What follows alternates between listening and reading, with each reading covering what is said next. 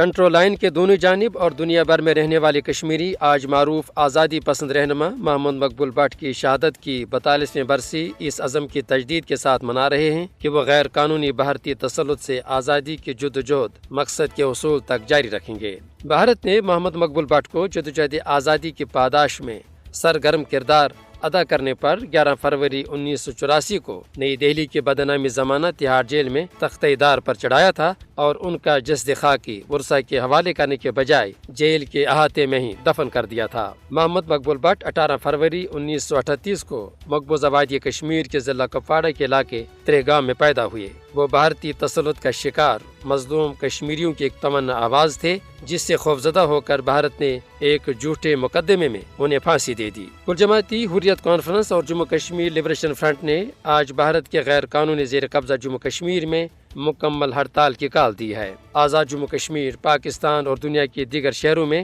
مقبول but کو خراج عقیدت پیش کرنے کے لیے آج مختلف پروگراموں کا انعقاد کیا جا رہا ہے۔ اس موقع پر حریت کانفرنس کے رہنماؤں نے شہید محمد مقبول بٹ کو شاندار خراج عقیدت پیش کرتے ہوئے کہا ہے کہ ان جیسے شہداء تحریک آزادی کشمیر کا حقیقی اثاثہ ہیں۔ یہ امر قابل ذکر ہے کہ دنیا کے سب سے بڑے جمہوری ملک کے دعوے دار بھارت نے شہید کے جسد خاکی ورثہ کے حوالے کرنے کے بجائے تہاڑ جیل میں ہی دفنا دی تھی۔ بھارت کا خیال تھا کہ اس اقدام سے کشمیری خوفزدہ ہو کر اس کے آگے سر تسلیم خم کر لیں گے، لیکن ان کی پھانسی کے محض چند برس بعد ہی 1989 میں کشمیری عوام نے اپنی سرزمین پر بھارت کے جارحانہ قبضے کے خلاف اپنی جدوجہد میں مزید تیزی پیدا کر دی اور ہزاروں نوجوان میدان عمل میں کود پڑے۔ مقبوضہ جموں کشمیر میں شہادتوں اور قربانیوں کا یہ لازوال سفر آج بھی جاری ہے، جس سے یہ صاف طور پر معلوم ہوتا ہے کہ قوموں کی آزادی کی جدوجہد کو تیر و تفنگ اور پھانسی کے پھندوں سے دبانا ممکن نہیں ہوتا۔